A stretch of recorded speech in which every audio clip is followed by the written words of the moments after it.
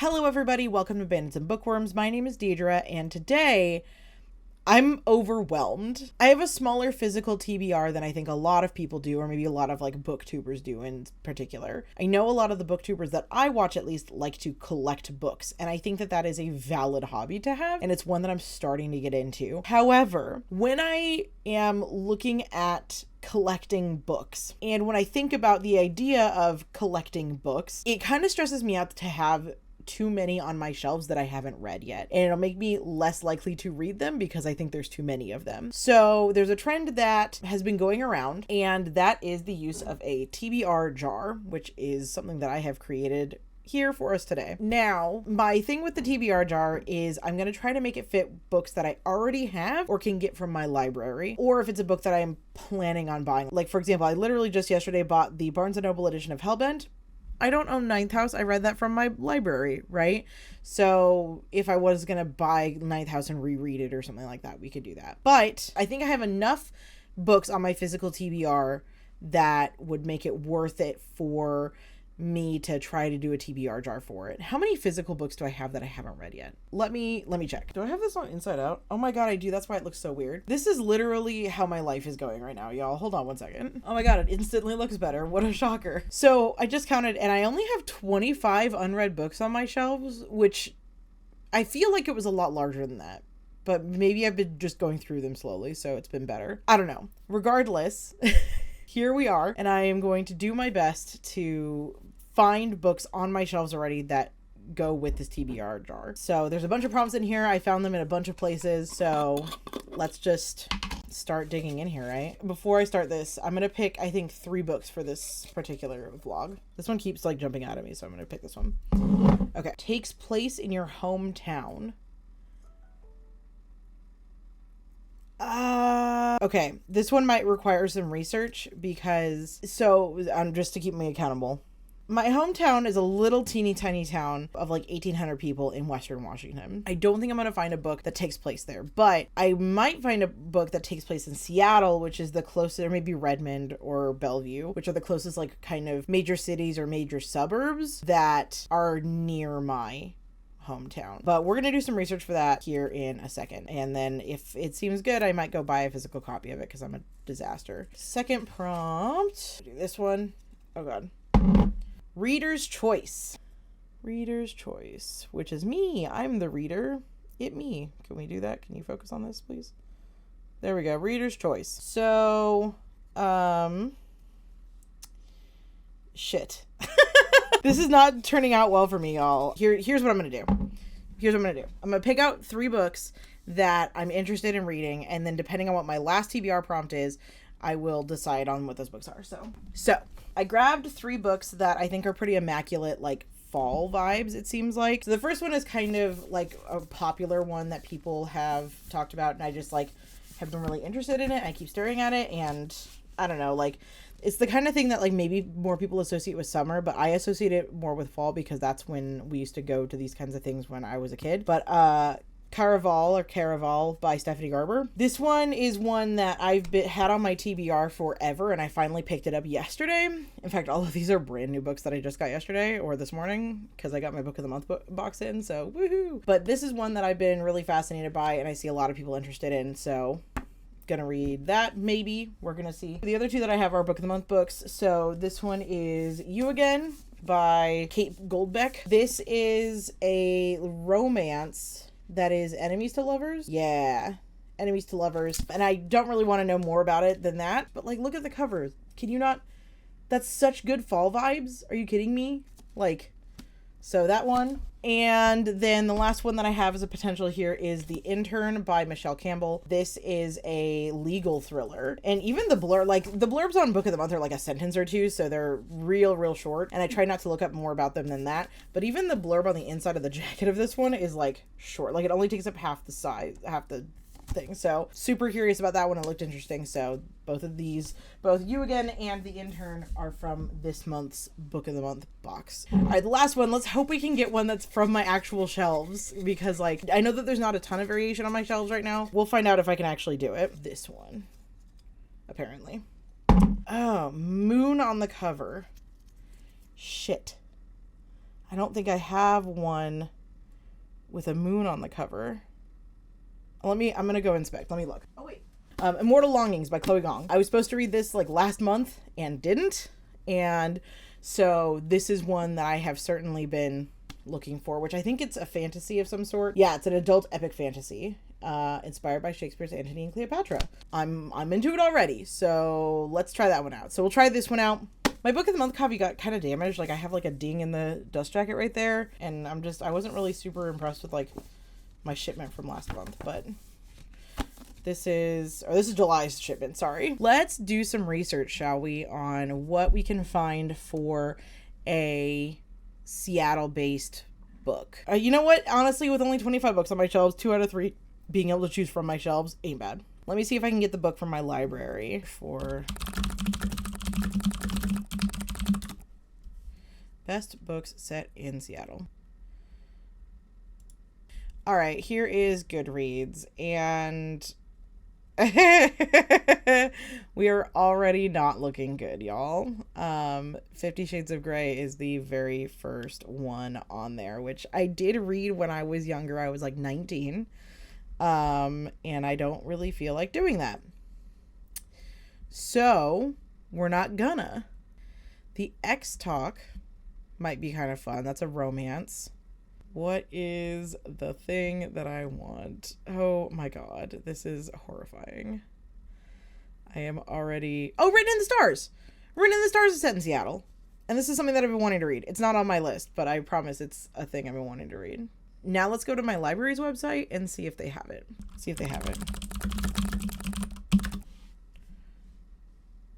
They do have it, but it's not available. Okay, I will place a hold on it. There we go. So with me deciding that Written in the Stars is going to be my book set in Seattle, I don't think that I'm going to do You Again right now, because it's another romance book and I'd like to have 3 different genres, I think, right now. I don't think I'm really in the mood for like anything specifically. I don't think I'm in the mood for a thriller right now either. I don't think I'm in the mood for either one of these. What do I want to do? Let me think for a second. Okay. I'm going to read this in October or November. So I think right now my 3 books are going to be Caraval, Immortal Longings, and Written in the Stars. I think that's what we're going to do for this TBR jar. Let's get to reading. I think I'm going to start us off with Immortal Longings because I've been wanting to read this for a lot longer than Caraval, I think. Or actually, no, I've been intending to read it for longer than Caraval. Caraval's been on my want to read list for longer. So let's start with Immortal Longings and see what goes on, because like I keep looking at this taunting me on my shelf and I need to read it. So let's do that. Let's jump into it.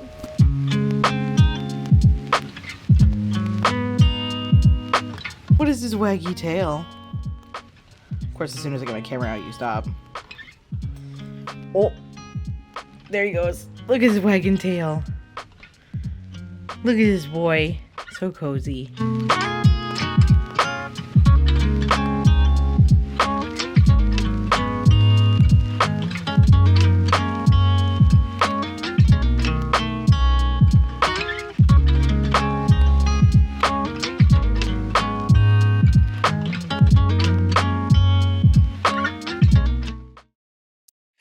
I am really trying, y'all. I'm really trying to manifest autumn to just get here, to arrive. So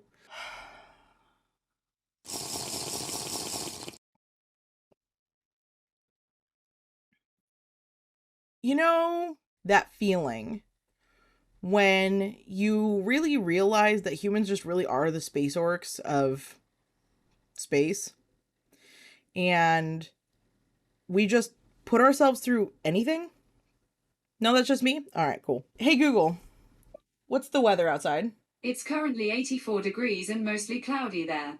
Today, it'll be mostly sunny, with a forecasted high of 96 and a low of 74. It is September 21st.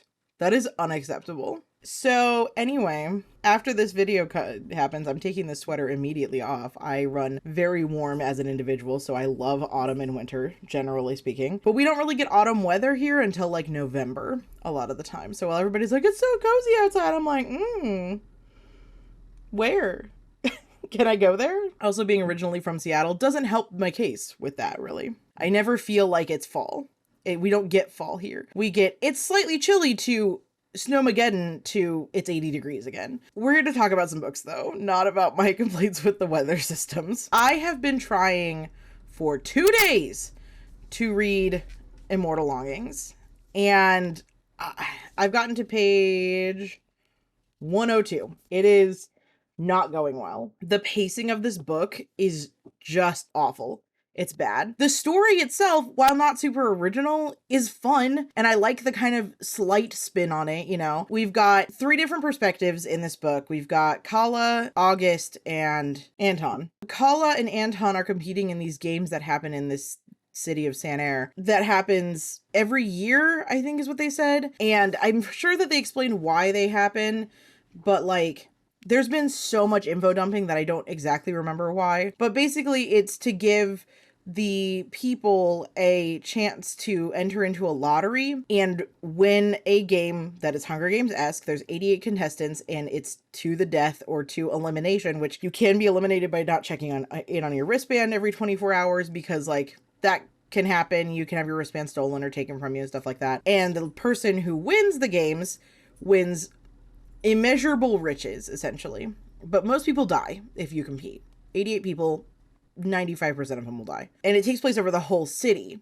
instead of just like in an arena like the Hunger Games does. The other piece of this world that is cool is this concept of jumping, which is where people who have the gene or the ability to can jump from one body to another. And it's like this whole system around it, which is super neat. If the pacing in this book were better, I could see myself really getting into it, if I'm totally honest. Like, I don't really care if it's a super original story. I don't really care that like we're in another battle royale Hunger Games type of situation, right? The thing that bothers me is that we'll get like into it, right? We'll have like 3 pages and I'll get into my groove and I'll start reading, like chugging along, doing my thing, and then it'll just halt and we'll get like 2 pages of just info dumping about history from the world. I don't need to know about all of the history right now, right away. It's like it's like Miss Chloe Gong is rushing to get all of this information to us and can't do it in a way that makes sense. It's like this book really needed a better editor. So here's what I'm gonna do. I'm gonna maybe put it down for a little bit. Although now that I'm talking about it, I'm like getting the spirit to like,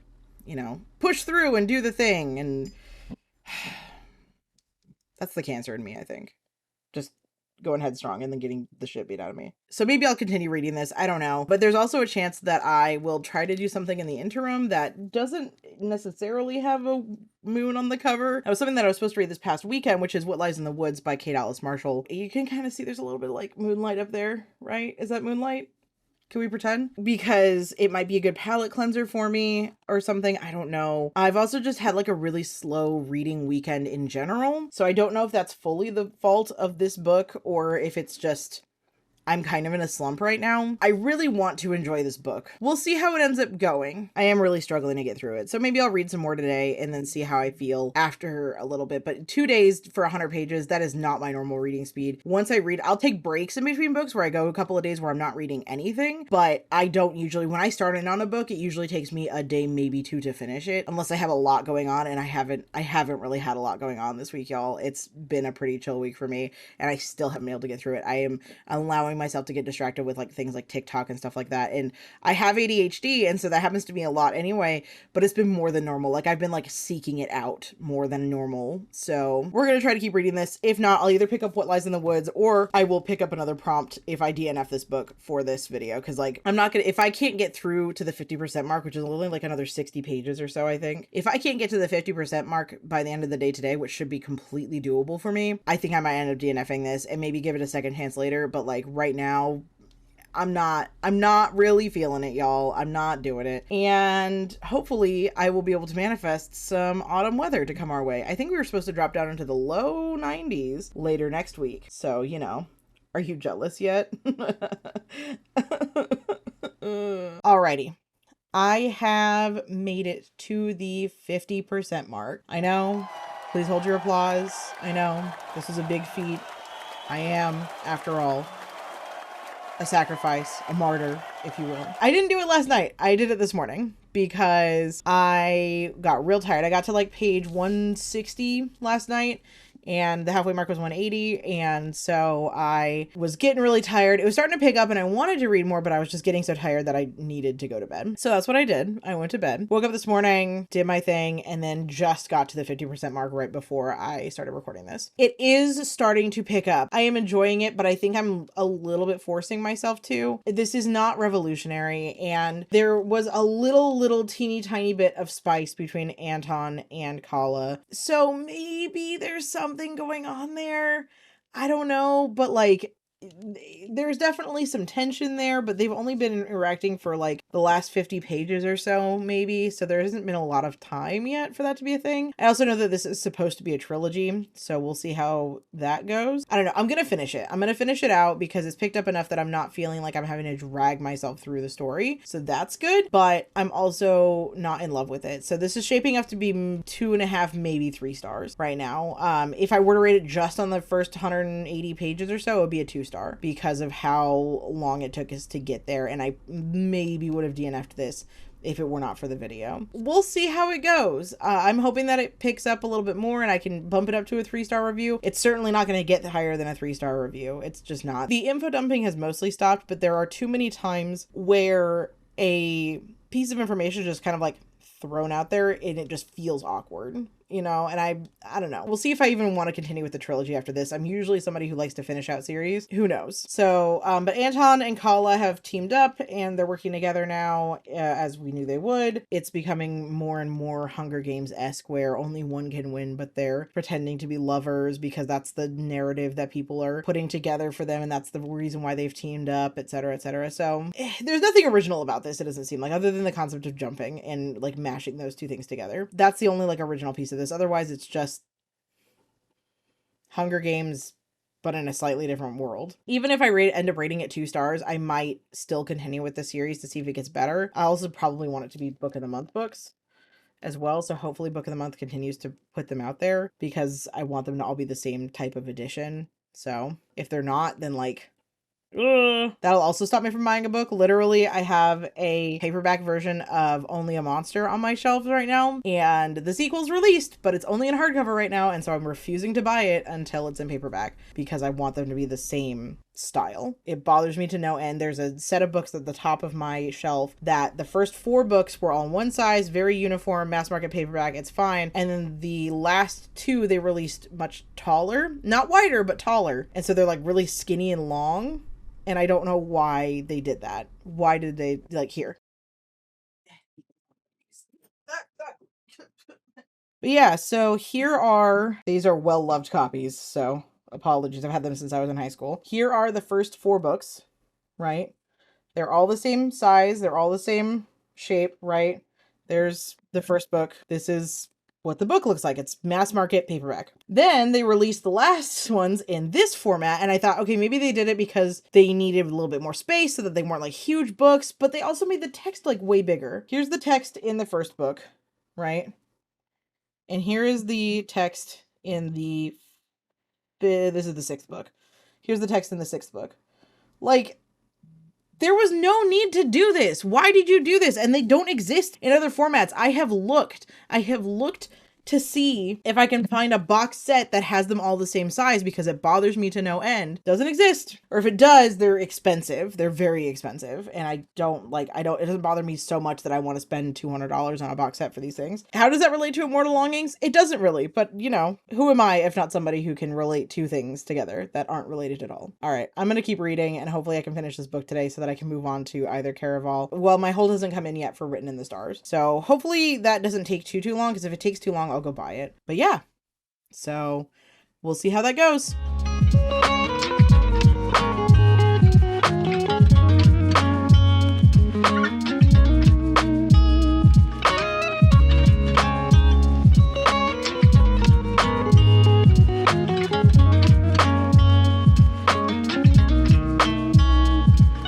All right, gang, I finished Immortal Longings, and I had to use my CAW pile rating, which I can put right here. Here's my CAW pile.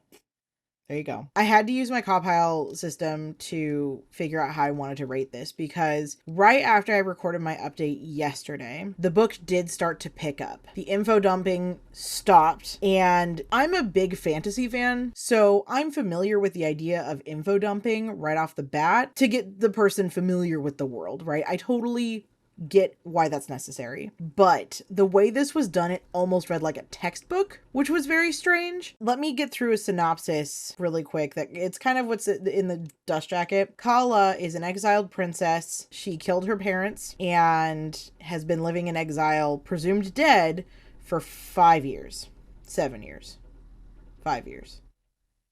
Something like that. Anton is an outlaw who tried to flee the palace and got caught while they were doing that. His lover at the time, Ada, is in this sickness now. She's been in a coma for the last 7 years. And the two of them meet playing this game that I explained earlier that they have every year, and then form an alliance slowly to, you know, try to take down the government together. And then they sort of fall in love and, you know, shenanigans ensue. Meanwhile, the crown prince is also working with Kala to try to take down the current king, and it's like a lot of political intrigue, which I'm usually very about. The issue that I have with the way this was written is that so much info dumping happened that they started to reference things that they had info dumped, and I couldn't remember exactly what was going on because my eyes kind of glazed over because, like I said earlier, it's written like a textbook. And so I'm reading the history of this world that I don't care about yet. The thing that saved it for me is the fact that the characters were well written and the logic in the compile calculator, the logic was there. I was between a 2.5 and a 3-star rating. My compile obviously gave me a 3-star rating, so that's what I'm putting on Goodreads. That almost feels too high for this. It almost feels like it should be a 2-star, but I'm gonna trust what I put in there because I'm also still intrigued enough to probably continue with the series as things come out, but I am not like dying for the next one. If it comes up in book of the month, I will get it. That is where I'm at. If it comes up in book of the month, I'll pick it up. If not, the plot was unoriginal, but fun and enjoyable still, and I had a good time with it. The characters were very well written. They were flawed people with flawed thought processes, but that were still logical. It was just the writing style of this was awkward, and the pacing was bad, and I really struggled with that. But it seemed like she kind of found her groove toward the latter half of the book, so I'm hoping that in subsequent books that'll still be there, especially since her young adult books, especially These Violent Delights, are wildly popular, and I haven't read them. This is the first Chloe Gong that I've ever read, and so I feel like people are going to be like, oh my gosh, how could you? But I just I'm not tired after reading this. I'm just like, okay, it was a book. It was fine. Definitely not the worst book I've read, but maybe one of the weakest ones I've read this year. I'll say that much for sure. That's that one. Check that one off the list. Done. Next up, because my hold is still not in from my library yet, but up next is Caraval. So let's jump into that one.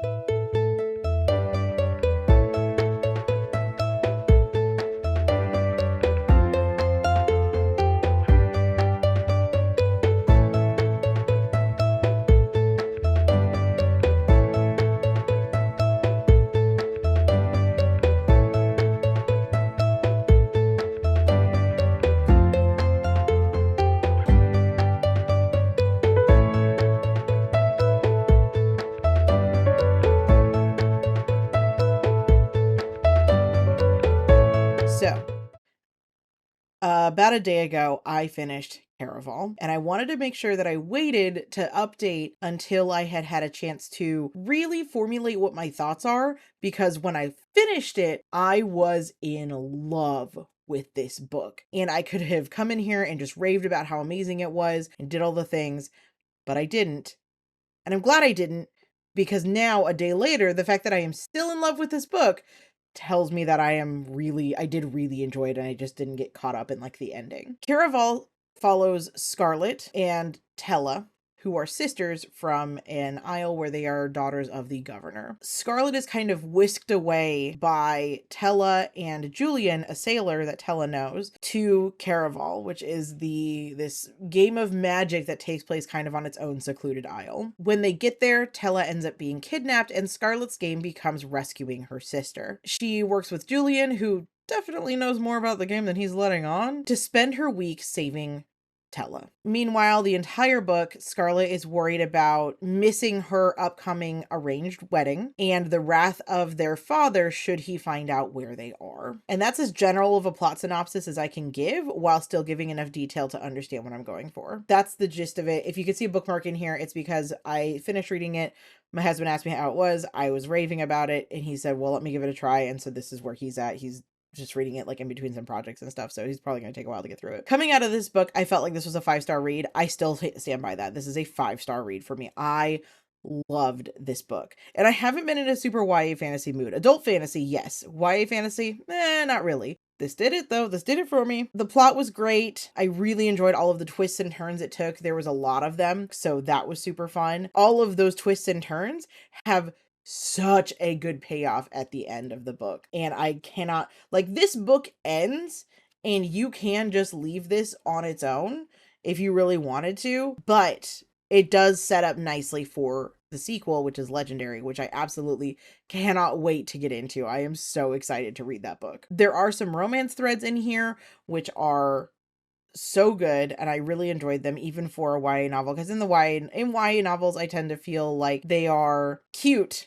but not like amazing, and this one was really good. I felt like I also really loved the relationship between Tella and Scarlet. They are a really fun sister pair, and I am excited to see where we go in Legendary, given the end of this one. So overall, really enjoyed this. I know that this was the reader's choice one for for this, so I was probably guaranteed to have at least one thing in this video that I really enjoyed since I got that reader's choice prompt. So here's the situation though. My hold of the library for Written in the Stars has still not come in. And I didn't know if it would or not, just because we can have things checked out for 3 weeks at a time. So if somebody just checked that book out, then I could be waiting for 3 weeks, which is beyond when this video is supposed to go up. So my thought process for now is I'm going to give it another day or two for it to come in, and then I'm going to have to buy it so that I can have time to read it and edit it and get this up in time for what I want it to be. In the meantime, I'm going to mood read something else, and then we will see what happens with that hold. I might get it on my Kindle so that I don't have an extra book on my shelves, but I will have read it already. We'll think about it. I'll come back once I figured out what I'm doing with Written in the Stars. In the meantime, I'm just going to read other things and then we're going to go from there. So I will see y'all in just a second. For you, for me, it could be days.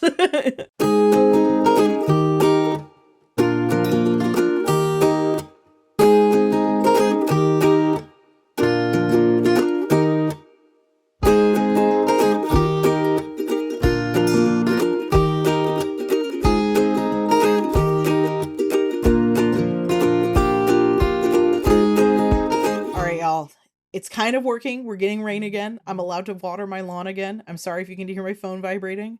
My group chats are popping off right now. I am putting this on my candle warmer. It is a sweater weather candle from Bath & Body Works. It's an old one. I think they might have redesigned it, but it still has scent. And now we're going to talk about my third book, because this vlog is going up in 2 days. It is Wednesday. You're going to see this on Friday. My library hold for Written in the Stars has still not come in, but they did have Hang the Moon, which is the sequel, the next one in the, anthology series, and it also still takes place in Seattle. Look, there's the Space Needle and the big wheel, and it's the thing. So I read this one instead. I got this from my library a couple of days ago, and I kind of binged it in a day or two. Really, I binged most of it yesterday because I needed to get it read, and I didn't film a 50% update because it was like 11 p.m. and I was just like, I need to get through this because I still have work today and all the things. Hang the Moon follows Annie and Brendan. Brendan is the brother of the main character from written in the stars, Darcy. They have a really good like sibling relationship. I feel like they really have a really nice sibling relationship in a way that like I have with my sibling, in that we look out for each other and we do all the things, and we will totally meddle in each other's lives to try to like get things to work out for the other person. But we also fully recognize that everybody's their own person, and that's how it is. So Brendan is Darcy's brother, and he is a hopeless romantic. He is looking for the one. He literally started a dating app that literally tries to find people the perfect match. It's not like a Tinder and not swipe based or anything like that. Like, it literally tries to match people's personalities together and like find them their someone. And he hasn't found his yet. And then Annie is Darcy's best friend, who is living in Philadelphia. Brendan and Darcy and all the rest of the cast live in Seattle, and that's like a huge plot point. It's important that I note that. But Annie is living in Philadelphia, but she's just accepted a job promotion to move to London and be able to start putting down roots, because right now she travels a lot for her job and doesn't really spend a lot of time in her apartment in Philadelphia. So when she goes to Seattle, she's surprising Darcy, and she also wants to tell her in person like, hey, I'm moving to London, because she knows that conversation probably isn't going to be like super great, and she wants to break the news in person that like, I'm not going to be in the country anymore. And so she goes to surprise Darcy, but Darcy's not there. She's on a weekend trip with her girlfriend Elle, which apparently is the plot of the first book, so I'll have to read that at some point. Maybe when my library hold finally comes in, I'll actually read it. So Darcy sends her brother to give her spare key, or give his spare key to Annie for the few days before Darcy comes back into town and they can start just spending time together. And from there, Brendan and Annie start to kind of like reminisce about their childhood, because they knew each other when they were kids. And Brendan decides that he's going to make Annie see that love isn't dead, and start showing her around Seattle and playing tour guide and stuff like that, especially while Darcy's not there. So then things go from there. This is kind of a slow burn, kind of not, in that like the actual romance in the book is kind of a slow burn, because they're both kind of avoiding it because they know that she's moving to London, but he's trying to convince her that she should stay in Seattle. And like all of Darcy and all of her friends are trying to convince her to stay in Seattle and not move to London. And it's a story about Annie realizing that she really loves these people and she wants to be here in Seattle, and she wants to, you know, be with Brendan. And what does found family look like, and what does a support system look like when you haven't had one for so long? So this was a 5-star read for me. It was really, really well written. I thought it was super cute. I will say that the beginning part of it, I kind of suspend my disbelief in romance novels a little bit, just because like, you know, you have to start seeing each other somehow, right? And you have to do it in a way that is interesting to a reader, and that's not necessarily the case in a lot of things. Like my partner and I, we met in a GameStop. I was skipping class. I was in college. Didn't want to go because it was a long commute. I had to drive like almost 2 hours to get to my school. Went into a GameStop that I don't normally go to because I saw it in my little ADHD brain, which at the time I didn't know I had ADHD or depression. So, you know, but my little brain went, oh, that seems like fun. Let's just go in there. And so I whipped into this GameStop kind of on a super whim. And my partner was the one working there at the time. And I told him that I was trying to start up a YouTube channel for gaming and was just looking for like some really shitty, like cheap, shitty games that I could play that would be funny, you know? And he started helping me with that, and I thought he was cute, and I thought he was funny, and we went from there. So, you know, there are meet cutes in real life, I suppose. There is sort of a third act breakup, but you know it's coming because she's like leaving, and so you know that's happening, and so there is that kind of like despair and pining at the end, you know, of like wanting the other person, but you can't because of distance. There is one moment where I thought we were going to do a miscommunication trope, and I was going to be so irritated by it, but it kind of breezed past it, and that was it. And it was like a page and a half, and I was like, okay, good, we're moving on, great, super cool. I thoroughly enjoyed this. I would recommend it to everybody if you are interested in just like a cute romance, cute fun romance, right? From Entertainment Weekly. It says Bella Fleur writes as if she's captured fairy lights in a mason jar, twinkly and lovely within something solid yet fragile. And that is really a good descriptor for this. Couldn't have said it better myself, Entertainment Weekly. That is it. That's everything I read.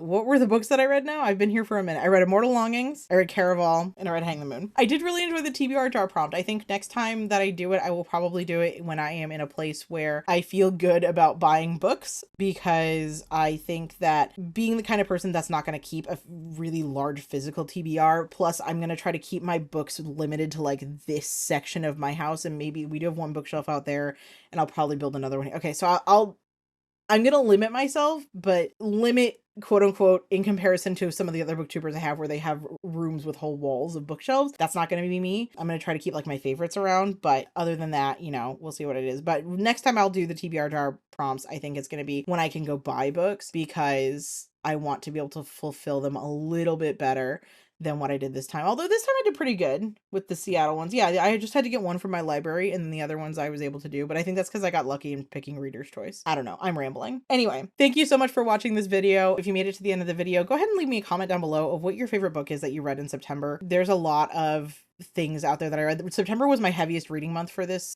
year. I read 13 books in September, which is massive for me. And I didn't realize that until I have a little book journal that I've been keeping. I make these little pages, and so that is my September, which is insane. But you know, that is coming off of August, which I read a whole 3 books in, so you know, it is what it is. Tell me what your favorite book in September was, because I'm curious and I want to know. And as I get further and further into the world of booktube and just reading in general, you know, I genuinely have a curiosity for what people are reading and what are people saying and thinking. So I want to know. If you enjoyed the video, make sure to leave a like down below. Make sure to subscribe if you enjoy this content and want to see more. And otherwise, I hope you have a great day, and I hope you are practicing safe text. Bye.